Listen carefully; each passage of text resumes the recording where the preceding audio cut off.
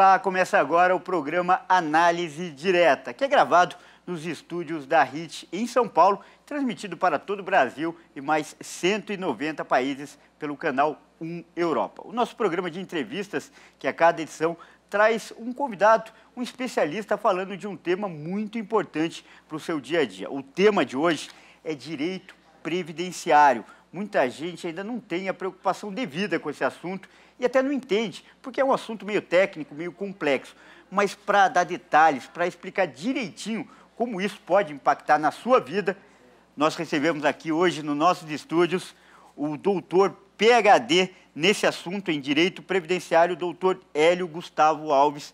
Doutor, primeiro quero lhe agradecer, na sua agenda tão apertada, arrumou um espacinho para vir nos visitar aqui, principalmente falar com os nossos telespectadores. Seja bem-vindo. Eu que agradeço, Kleber, estar aqui nesse programa tão importante, que tem uma repercussão enorme na Europa, e eu adoro a Europa, porque praticamente trabalho em Portugal e aqui, né? E às vezes eu navego em algumas aulas pela Espanha. Então, quem estiver aí nos assistindo em Portugal e Espanha, fica meu abraço em todos os países da Europa que a gente acaba navegando. E hoje a gente tem utilizado muito o direito europeu comparado com o Brasil. A gente traz bastante, importa bastante a experiência previdenciária da Europa, especificamente Portugal e Alemanha, para o Brasil, para que a gente possa ter uma noção do que eles já viveram no passado, de conflito e crise, para que a gente possa utilizar aqui. Eu digo os professores, né? Me parece que o governo federal não tem utilizado as mesmas lições que a gente tem utilizado de lá, para que a gente possa trazer um equilíbrio financeiro previdenciário. Então, a Europa, para a gente, é um grande berço acadêmico para que a gente possa utilizar essas experiências positivas e excluir as negativas no direito brasileiro. Então, um grande prazer estar nesse programa que tem uma repercussão enorme, não só no Brasil, mas como na Europa. Muito legal essa comparação que o senhor fez já logo de começo, já que esses países europeus são mais antigos, são nações já constituídas há mais tempo e tem a evolução desse direito previdenciário muito maior. O nosso ainda, vamos dizer, engatinha perto desses países. Então, esses exemplos são bons para nós, né? Sim, sim, sim. Você vê, a faculdade que eu estou lá, que é de Coimbra, junto com o Instituto de Direitos Humanos, né, a faculdade da década de 1500. O Brasil estava sendo descoberto e eles já estavam estudando direito. Então, olha só. Olha a importância do direito europeu para o Brasil. Mas mais do que isso, né, é óbvio que esses países já passaram por crises que nós ainda não vivemos, né? Eu ouso a dizer que a maior crise que a nossa geração viu foi a do Covid agora, né? É um momento de guerra. Nós estamos, a pandemia do Covid, ela é mundial e cada país está se resguardando para que possa proteger o seu povo. Alguns países com fronteiras fechadas para que imigrantes não venham frequentar aquele país, ou seja, é uma proteção social regional, né? E isso os países da Europa têm feito muito. Veja bem, eu tive agora, há um mês atrás, em Portugal, com 30 alunos brasileiros lá. Portugal baixou um decreto para que todo aquele que fizesse uma viagem de necessidade extrema pudesse entrar, desde que apresentasse o exame com 72 horas, se tem ou não Covid, o exame de Covid. Então, para eu entrar em Portugal, eu tive que fazer um exame da Covid para que eu pudesse ter a minha chancela de entrada em Portugal. O contrário não foi verdadeiro. Ou seja, para você entrar do Brasil, o Brasil não baixou um decreto para que os estrangeiros e os brasileiros que viessem de países estrangeiros tivessem que apresentar o exame de Covid para o seu ingresso no país. Então, você percebe que o Brasil, estamos numa crise enorme, morrendo gente todo dia, não teve uma preocupação, Kleber, de contingência de pessoas que vêm de outro território para verificar se ele está ou não enfermo. Olha que diferença de segurança social, que é o tema nosso, previdenciário, segurança social. Hoje, a Previdência Social vai ter uma disponibilização de verba a qual não estava previsto pelos enfermos pela Covid. Ou seja, se nós estamos querendo fazer um controle no Brasil dos enfermos e não estamos dando conta, por que não fazemos também um controle nos aeroportos, ou seja, nas fronteiras de imigrantes no Brasil? Você percebe que o Brasil não tem essa expertise securitária, o qual deveria ter. É uma vergonha para o Brasil, para o governo brasileiro, frente à ONU e frente a outros países, não ter essa proteção de segurança social, o que é um risco muito grande para o país. E apesar que o direito previdenciário ele está previsto no artigo 6 da Constituição, ele é reconhecido e defendido por lei, mas muitos brasileiros ainda não têm essa noção, que seria até uma noção de cidadania.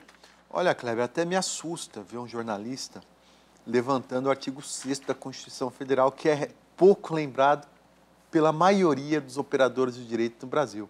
Eu quero te parabenizar por ter ido na fonte, ou seja, na fonte maior, que é a Constituição Federal, e o artigo 6º da Constituição Federal é o primeiro artigo dos direitos sociais. É considerado uma cláusula pétrea, intocável. Ninguém pode tocar nesses direitos e garantias fundamentais, que está lá no artigo 6º. E a Previdência Social, como você bem disse, ela está no artigo 6º, acompanhado, portanto, no mesmo nível de hierarquia, tá, do direito à saúde, à segurança, ao trabalho, ao lazer, ou seja, são direitos inerentes à pessoa humana, são direitos humanos, considerados direitos humanos. Praticamente todos os direitos que estão no artigo 6º da Constituição Federal, que é um direito e garantia fundamental constitucional brasileiro, ele está estampado nas declarações universais de direitos humanos, nas nas declarações internacionais. Então ele tem uma importância, ele não está lá por acaso. Só que o direito previdenciário, ele hoje está mitigado, reduzido. Por quê? Porque os operadores de direito esquecem de lembrar que isso não é um favor, é um direito e garantia fundamental, tal como a saúde. Por exemplo, para você perceber como o brasileiro pouco conhece a sua Constituição Federal, a saúde é um direito e garantia fundamental. O que contempla a saúde? O governo ele não pode deixar a sociedade doente, ou seja, com políticas sociais de prevenção, e se ficar doente, tem que curar. Ou seja, é um direito e garantia fundamental. Eu tenho certeza que você tem plano de saúde e a maioria dos que estão aqui tem plano de saúde. Agora, se é um direito e garantia fundamental, por que eu vou contratar um plano de saúde se é um direito do Estado fornecer a saúde?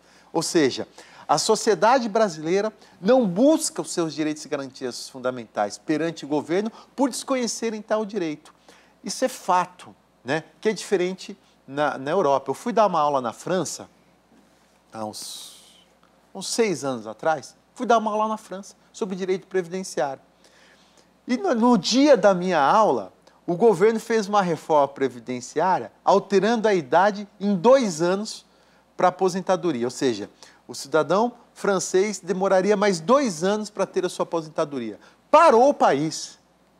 Kleber, parou o país. E eu, preparado para dar aula, o professor me liga, olha, não vai ter tua palestra. Pô, eu vim do Brasil para cá para fazer a palestra. Olha, para nós, as necessidades do nosso país é muito mais importante do que a tua palestra. Infelizmente, eu tenho que ir para as ruas brigar pelos meus direitos. Ou seja, olha a consciência política de um país antigo para um país emergente como o nosso. Gente, não éramos para ter plano de saúde. Aqui nos bastidores, você me trouxe um outro ponto muito importante que eu também vou ter que te parabenizar, né? Obrigado. Por quê? Você falou, Gustavo, o imposto aqui no Brasil, ele é caro não pela sua alíquota, ele é caro porque ele é mal usado pelo brasileiro. E é verdade. Em Portugal, o imposto é muito mais alto do que no Brasil. Lá, em média, 49%. Só que você tem escola gratuita, você tem educação gratuita, escola gratuita, você tem saúde gratuita, você tem segurança, você tem lazer, você tem moradia, você tem tudo naquele país. Ou seja, tudo bem pagar 49%. Agora, eu pagar 27%, que é menos que 49%, e ter que ter um carro blindado, porque eu estou aqui em São Paulo, de eu ter aqui plano de saúde, de eu ter que pagar escola para os filhos, né? Porque essa é a realidade que eu vivo.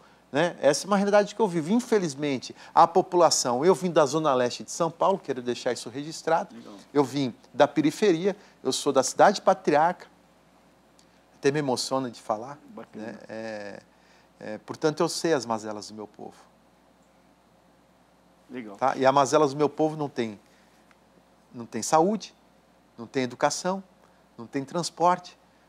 São Paulo tem 25% dos ônibus com ar-condicionado. Ou seja, e a maior índice de mortalidade de idoso é no transporte público, onde quando o idoso sobe no ônibus, ele é muito alto, ele acaba caindo e os ônibus não estão preparados para receber o idoso. Isso traz um potencial de diminuição do caixa da Previdência enorme, porque quem vai pagar isso, essas contingências e riscos, é a Previdência Social no final, que a gente vai falar no terceiro bloco, como combinamos. E é muito legal o jeito que você expôs a situação agora, porque você humanizou o tema. Quando a gente fala em direito previdenciário, em previdência social, o máximo que pode vir à cabeça é a aposentadoria. E esse nome é até excludente, por exemplo, para o pessoal da Zona Leste, como você falou. Eu queria que você desse essa noção para as pessoas. Como esse direito previdenciário é importante na vida delas e como elas devem se aprofundar nesse tema. Olha, você sabe que eu sou doutor em Direito das Relações Sociais. Fiz doutorado aqui na PUC de São Paulo em Direito das Relações Sociais. Né? Então, os valores mudam. Né? Eu lembro que a primeira vez que eu fui para a Europa, meu sonho era ter um sobretudo. E comprei o sobretudo.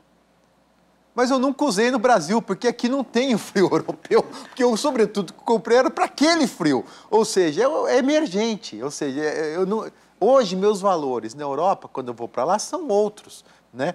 Eu contemplo outras coisas do que compras. Está a compreender?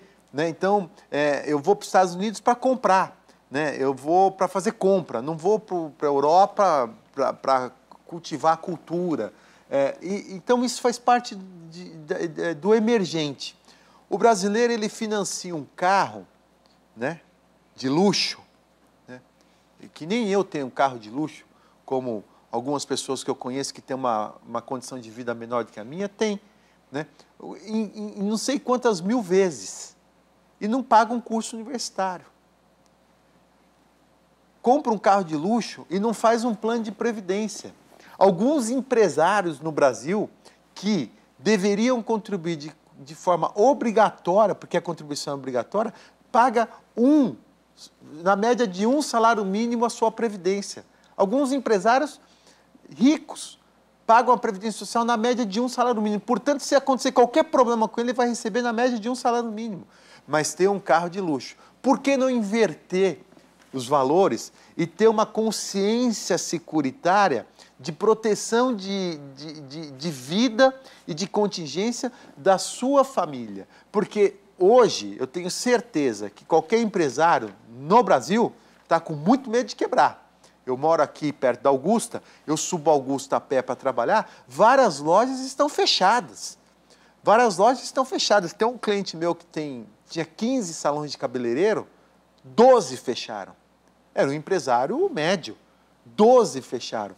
Agora, eu perguntei para ele, como é que está a sua questão previdenciária de previdência complementar ou previdência social? Gustavo, eu nunca me preocupei com isso. Ou seja, é emergente. Né? É emergente. O brasileiro, ele não tem... Aliás, até o americano tem uma consciência securitária melhor do que o brasileiro. Nós precisamos agora ter uma consciência securitária. Porque a idade vai chegar, isso ninguém segura, né? A doença também pode chegar e o acidente. Se acontece qualquer acidente com você e você tem um bom plano de previdência social, paga por um valor mais alto, sua família e você vai ter uma proteção melhor de um rendimento frente à sua aposentadoria. Legal. Bom, nós estamos conversando aqui com o Dr. Gustavo Alves, ele que é PhD em Direito Previdenciário. Nosso programa vai chegando ao final do primeiro bloco, mas continue ligado porque tem muito ainda para a gente conversar aqui com o doutor. Entre outras coisas, nós vamos falar da importância de planejar a aposentadoria. Ele já deu uma palhinha sobre esse assunto. Também a Previdência agora em tempos de Covid. Sabia que você tem alguns direitos, principalmente quem ficou doente ou até perdeu um parente? Pois é, o doutor vai falar nisso no próximo bloco. Portanto, não saia daí, daqui a pouco a gente volta.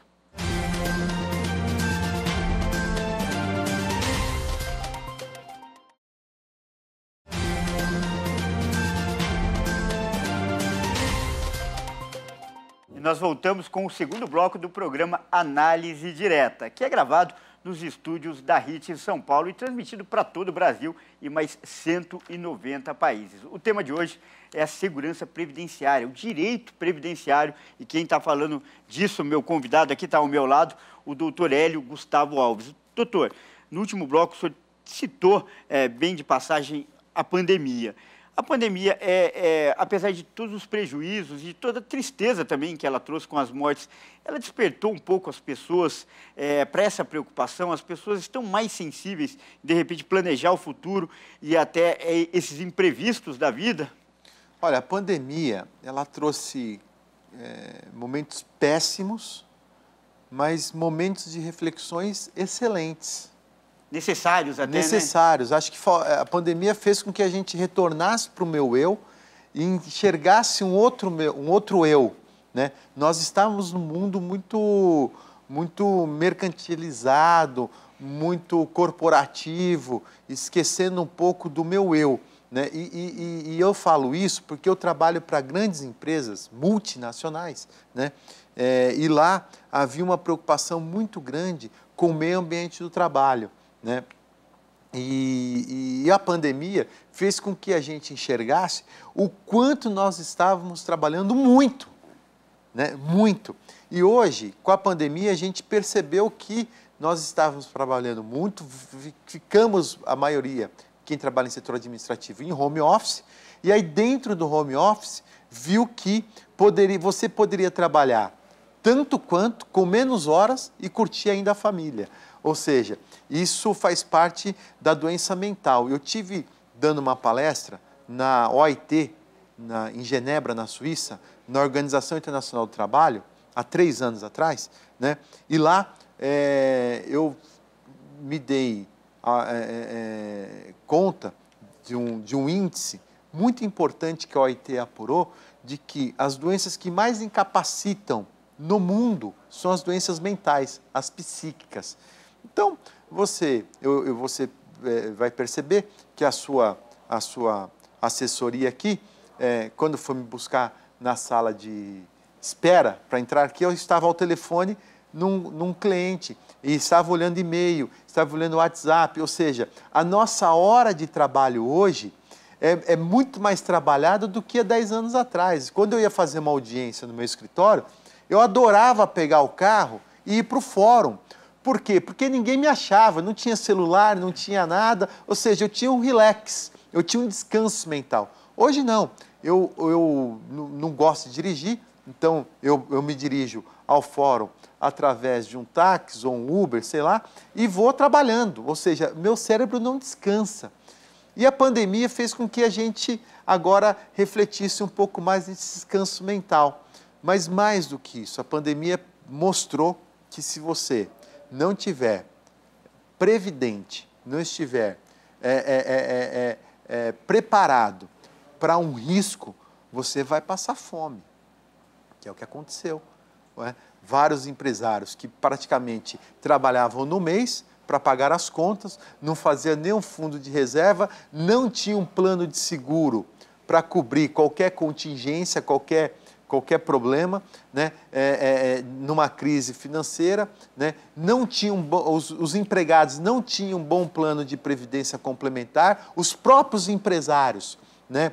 Não tinham plano de previdência, hoje faliram e estão à míngua de benefícios governamentais. Por quê? Porque o governo federal, ele fez o auxílio emergencial para o empregado. Para o empresário de pequeno porte, ele ficou sem gatilho nenhum de cobertura do governo federal para a pandemia. Esse ficou a míngua. A educação de prevenção quem tem que dar é o governo. A gente só viu, e você é jornalista, você vai concordar comigo, a gente só viu propaganda da Previdência Social quando quiseram fazer a reforma da Previdência. Ali a gente cansou de ver propaganda da Previdência Social.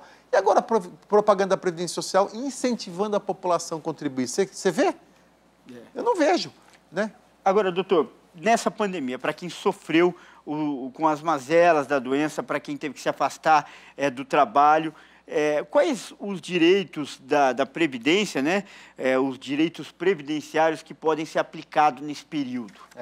Vamos lá. A Covid, tá?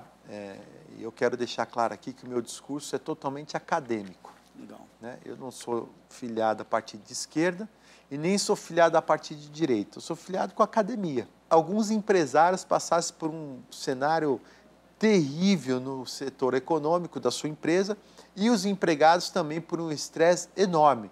Por quê? A Covid, ninguém sabia se ela seria ou não considerada uma doença ocupacional. E qual que é o impacto disso? Isso é uma boa pergunta. Qual que é o impacto de ter ou não a doença Covid, advida pela Covid, ser considerada doença ocupacional ou não? Na empresa, é um impacto enorme, porque a sua carga tributária, se tiver muito afastado pela Covid, pode multiplicar por 10.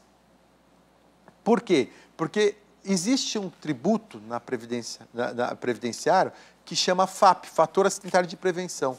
Quanto maior o número de doenças ocupacionais, maior o tributo, porque a empresa não cuidou do meio ambiente de trabalho, então teve um alto índice de afastamento. Ou seja, o chefe, o dono, ele é responsabilizado. Responsabilizado. Se tiver um baixo índice de afastamento por Covid, de afastamento por doença ocupacional, menor o tributo. Agora, Covid, como que você vai controlar isso? É uma pandemia. Agora, os empresários estão tendo um reflexo tributário considerado a Covid como doença ocupacional sem ter a culpa. Então, eu tenho feito um juízo de ponderação, escrevi vários artigos sobre isso, só colocar no Google meu nome, Hélio Gustavo Alves e Covid, vai aparecer os artigos.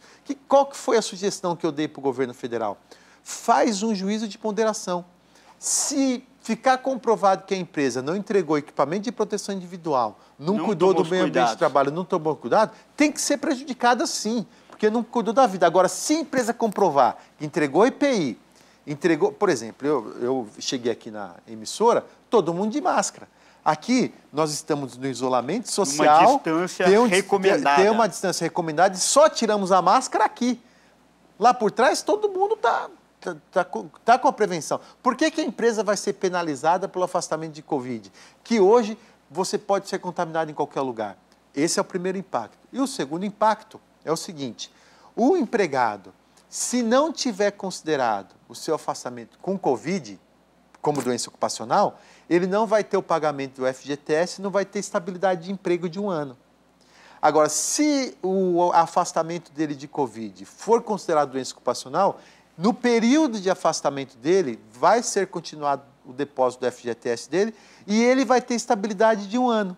Então, qual é a regra que eu sugeri para o governo federal, que se alguém do governo federal estiver assistindo, leve essa sugestão, que é a seguinte: preserve os direitos dos empregados, da estabilidade de 1 ano e pagamento de FGTS, porque para a empresa isso não significa praticamente nada, e ele tem uma garantia de emprego, até porque esse empregado, no meio da pandemia, teve que trabalhar para atender as necessidades da sociedade, portanto é justo ele receber a estabilidade e o pagamento de FGTS, mas isente a empresa do aumento da carga tributária. Ponto. Resolveu o problema. Então esse é o maior impacto que a Covid traz nas doenças do trabalho. É bom a gente fazer essa pausa e pontuar. A Covid-19 foi classificada como doença de trabalho. Ela se enquadra nesses termos que o doutor acabou de falar, né, doutor? Ela é uma doença de trabalho agora tecnicamente e legalmente. Exatamente, ela é. E as empresas? As empresas que quiserem recorrer desse afastamento, que foi considerado como doença do trabalho, ela conseguir comprovar que não é, cabe o recurso da empresa perante o INSS. E é difícil classificar porque essa mesma pessoa circula em vários ambientes onde pode contrair o vírus, né? É difícil. Já que estamos em uma pandemia. Por exemplo, eu advogo para grandes empresas. Eu estou preparado para fazer essas defesas. Eu tenho um setor que trabalham 15 pessoas, 20 pessoas, 40 pessoas. Só uma pessoa está com Covid. Não foi do trabalho que ele adquiriu. Porque senão todas daquele setor estariam com Covid. Foi em outro lugar. Então é uma das maneiras de a gente fazer o recurso. Há maneiras de provar, então, Há maneiras de provar. Agora, para o trabalhador, foi boa essa classificação? Ele está mais protegido, já que pode ser enquadrada com doença de trabalho, pode garantir alguns benefícios para o trabalhador, para o operário, que é o lado mais fraco desse sistema? Claro, claro. Para o trabalhador isso foi bom. Foi bom por quê? Porque ele vai ter 1 ano de estabilidade e pagamento de FGTS, né? E ele vai receber um benefício previdenciário com muito mais facilidade. Mas o INSS está lá sem atendimento nas agências da Previdência Social, nas perícias médicas, né? Aliás, muito me estranha, né? Quando o médico faz o juramento, né, na formatura, ele faz um juramento para atender às necessidades do enfermo, né? Você vê aí todos esses grandes hospitais, os médicos salvando vidas, fazendo de tudo para salvar a vida. Aqueles médicos do Fronteiras, não sei do que, lá na África, lá, como é? Médicos Sem Fronteiras. Médicos Sem Fronteiras, se doa. Aí os médicos do INSS, que conhecem o meio ambiente do trabalho, os médicos do INSS que conhecem medicina do trabalho, não querem fazer perícia previdenciária com medo da Covid. E aí fica o segurado sem receber benefício previdenciário, sem ter o que levar de comer, Kleber, para sua casa. Então, o que adianta eu ter o reconhecimento da Covid como doença do trabalho e eu dar entrada por meio eletrônico no benefício previdenciário? Imagina o nordestão do Brasil, que não tem acesso à internet. Ele dá entrada no benefício e fica lá numa situação, num limbo, sem receber o benefício previdenciário. Isso é preocupante, algo que precisa ser revisto urgente. A pandemia começou em fevereiro, não resolveu essa questão da perícia. Por que não a teleperícia? Atendimento remoto. Atendimento remoto. A teleperícia. Porque você vai analisar ali a documentação do médico. Se a empresa afastou aquele colaborador, é porque a empresa tinha suspeita de Covid. Está caracterizado. Só concedeu o benefício com a análise da documentação. Não precisaria nem fazer perícia. Agora, tem ferramentas para a gente poder agilizar. Agora, nessa situação, o empregado está numa situação de míngua. Legal. Legal, doutor Gustavo. Nós estamos chegando ao final do segundo bloco e eu reservei para o terceiro e último bloco um tema que vai interessar para muita gente, que é a importância e a necessidade de se preparar para a aposentadoria. E o doutor que está aqui vai dar umas dicas importantes de como você fazer isso da melhor forma para ganhar mais e trabalhar um período menor. Então, portanto, fique ligado, não saia daí, daqui a pouco a gente volta.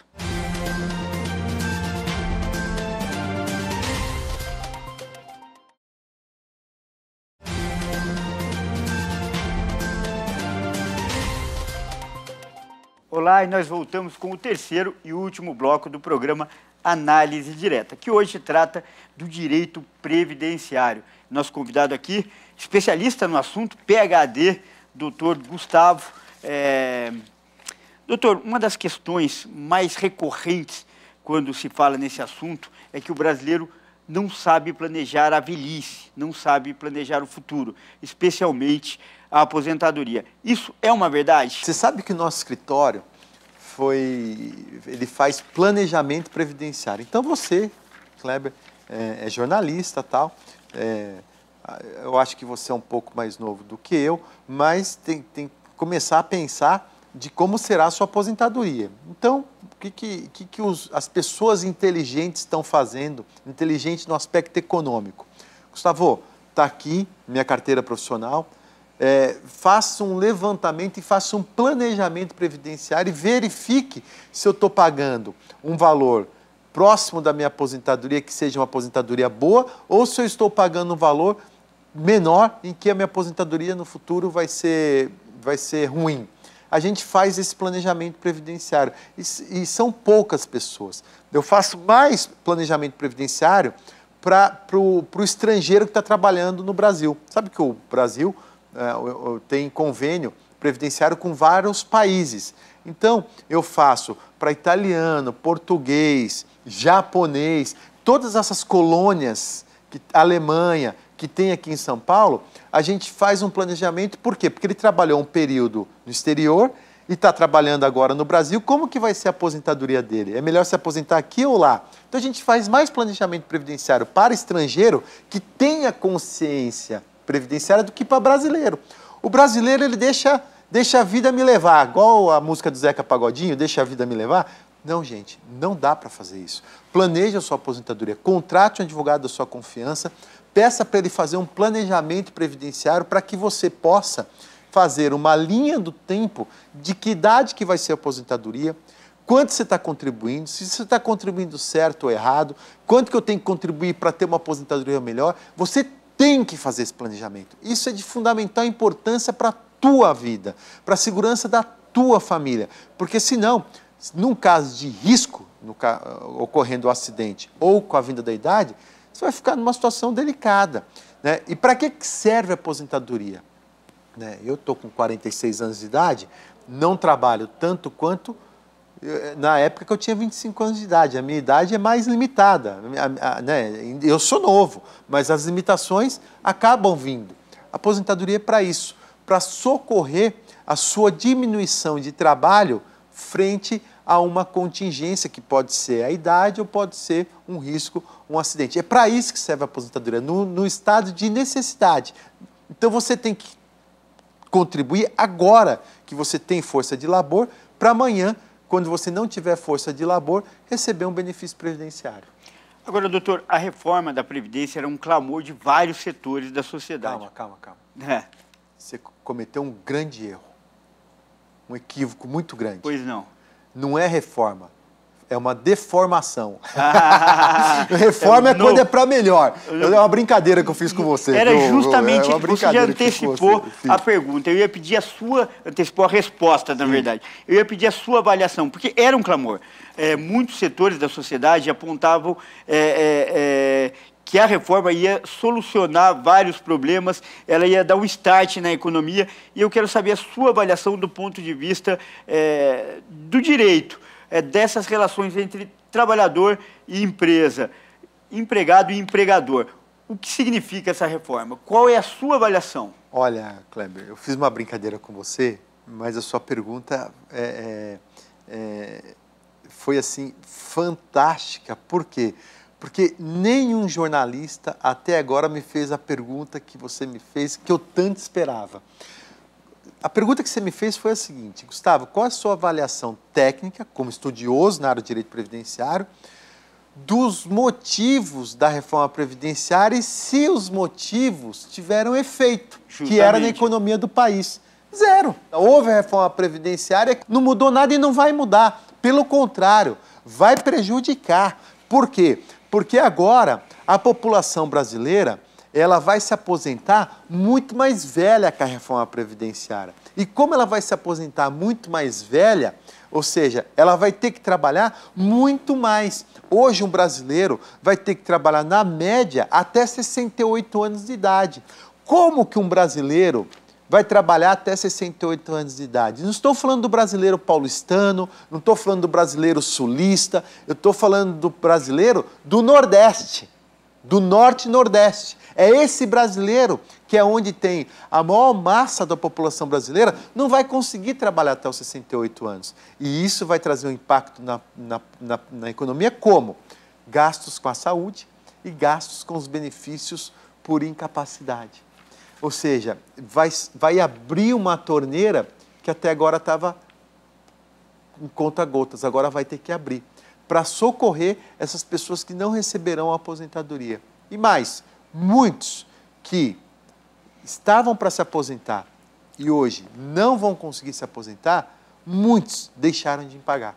Vários empresários no Brasil deixaram de pagar a Previdência ou diminuíram o pagamento da Previdência porque não acreditam mais na Previdência Social. É um país de descrédito, né? Você sabe que a teoria geral do direito francês proíbe a mudança da regra do jogo no meio. Lá se chama o direito em formação, o direito que está sendo formado.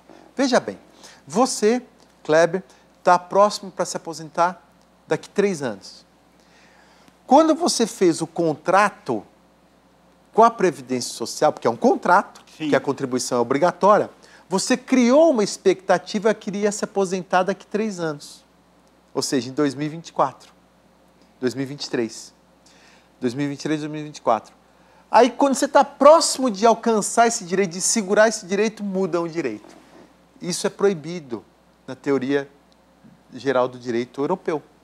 Não estou falando de expectativa de direito e nem de direito adquirido, que são institutos diferentes. Eu estou dizendo o seguinte: expectativa de direito tem uma mera expectativa.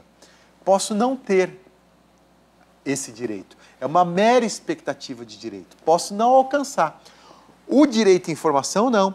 Eu tenho um direito garantido pela regra do contrato. Como se fosse uma promessa que foi feita. Que foi feita e que tem que ser cumprida. Se você quer mudar a regra do jogo, muda para quem se filiar no sistema daqui por diante. Daqui para frente. Correto. Não daqui para trás. E pior, aí eles trazem um instituto que chama regra de transição. Regra de transição é um equilíbrio para que aqueles que estavam no sistema não sejam tão prejudicados com as regras. Mas se você pegar alguns exemplos da regra de transição, é pior do que para quem entrou no sistema agora. Por exemplo, a aposentadoria especial, que é a aposentadoria insalubre, para quem trabalha com insalubridade, numa atividade periculosa, insalubre. Hoje ele tem limite de idade para se aposentar, 57 anos. Média de 57 anos a regra de transição. Imagina um cidadão que trabalha em mina, em que ele teria direito de se aposentar com 15 anos de contribuição. Portanto, é uma atividade altamente insalubre, perigosa. Ele vai começar a trabalhar com 20 anos de idade. Com 35, ele poderia se aposentar. Por quê? Porque a ideia do legislador com a aposentadoria especial foi tirar essa pessoa o quanto antes do risco. Sim. Né? Porque ele está lá para atender uma massa. Ele está lá para nos atender. Alguém precisa fazer Alguém precisa fazer aquele trabalho perigoso, sujo. Então essa pessoa vai ser recompensada. Agora não. Ele vai trabalhar até os 35, 15 anos na atividade insalubre, mas não pode se aposentar. Vai ter que esperar a idade de 57 anos. Fere todos os direitos e garantias fundamentais. Ele tem um direito adquirido, que é um direito de garantia fundamental previsto no artigo 6º, mas não tem. Ou seja, eu te prometo dar um presente de Natal, chega o Natal, mas eu não te dou o presente. Ou seja, estou fazendo um exemplo chulo para ficar claro, do estelionato social que o governo fez. É um estelionato social. Mais do que isso. Olha que loucura. A pessoa, quando vai se aposentar por invalidez, é porque quando eu estou inválido, eu não posso exercer mais nenhuma atividade. Se for uma invalidez advinda de um acidente do trabalho ou de uma doença ocupacional, eu recebo 100% da média das minhas contribuições. Se for uma doença degenerativa ou um acidente fora do trabalho, eu recebo 60% da média do salário, uma diferença de 40%. Agora, qual que é a diferença do segurado inválido, que não pode mais trabalhar, por uma doença degenerativa, um acidente fora do trabalho, para um trabalhador que teve um acidente na empresa? Na verdade, a empresa que deveria suprir esse prejuízo que trouxe para o Estado. Agora não. Agora, os empregados serão tratados de formas diferentes. E por isso que eu digo que a advocacia previdenciária, o advogado previdenciário, vai ficar rico com essas mazelas da redução de direitos e de tratamento desigual dos segurados. Em todos os casos, sempre é importante buscar a orientação de um especialista, ainda mais um assunto desse que é tão complexo, tão distante da população em geral, né? E quem quer saber mais, quem quiser se aprofundar nesse assunto, eu vou mostrar agora um livro aqui. Um livro que é de autoria do nosso... Posso só fazer um parênteses? Claro, por favor. Hoje, você sabe que eu coordeno uma pós-graduação em Direito Previdenciário. Hoje, a pós-graduação que mais está tendo aluno é do Direito Previdenciário. Aliás, a área do direito que mais cresce no Brasil é do Direito Previdenciário. É o negócio do futuro. Mas por quê? É triste isso. Por quê? Porque a população não está tendo o suporte devido do governo. É triste. Então, vai a dica aí para você, busque informações, se alimente com novas notícias, com informações, entenda e use essas informações em favor da sua vida, em favor principalmente do seu futuro. E eu vou aproveitando agora o gancho do doutor, vou mostrar, que eu já estava mostrando o livro aqui, do nosso entrevistado, Benefícios Previdenciários, que fala justamente disso, né? Como reverter essa situação toda em favor da pessoa, né, doutor? É um livro que eu lancei depois da reforma previdenciária, que já esgotou 2 vezes, esse já está esgotado, vem a 3ª edição. E esgotou por quê? Porque realmente as pessoas estão procurando uma saída para o direito previdenciário. É um livro que eu tratei sobre todas as mudanças da reforma da Previdência. Legal. Doutor, nosso programa chega ao final e eu deixo esses últimos minutos aí, o espaço para o senhor deixar os seus contatos, as suas redes sociais. Eu tenho certeza que muita gente vai lhe procurar atrás de mais informações, porque, como o senhor disse, é o futuro que não é nem tão distante assim, né, doutor? Então, fique à vontade para divulgar os seus contatos. Não, eu quero aqui agradecer a oportunidade, né, de estar aqui falando sobre uma área tão importante que é o direito previdenciário, de ter a oportunidade de estar com esse jornalista que teve um link tão importante de demonstrar qual que é a importância do direito previdenciário para a sociedade e para os alunos que estão aqui nos assistindo ou quem queira atuar no direito previdenciário, siga o meu Instagram, @HélioGustavoAlves. Meu Instagram tem lá, @HélioGustavoAlves, ou meu YouTube, Hélio Gustavo Alves. Tem várias aulas lá gravadas sobre a reforma da Previdência. Quem quiser se atualizar, me siga nessas redes sociais que vai estar ali atualizado no aspecto acadêmico. Legal. Mais uma vez eu agradeço a participação do doutor Hélio Gustavo Alves. Ele que é doutor e PhD em Direito Previdenciário. E você gostou dessa entrevista? Quer assistir de novo? Acesse nossas redes sociais. Lá você vai encontrar essa entrevista e outras de outros especialistas que vieram aqui e falaram de temas muito importantes para o seu dia a dia. Então, anote aí, no Facebook, programa Análise Direta, e no YouTube, na página HIT Notícias. Você ainda pode entrar em contato com a gente, dar sugestões, fazer críticas e também tirar dúvidas pelo nosso WhatsApp. Para você que está fora do Brasil, 55 11 99 224 7760. Lembrando que o nosso programa é transmitido para todo o Brasil e mais 190 países pelo canal 1 Europa. Então, continue ligado e até a próxima. Tchau.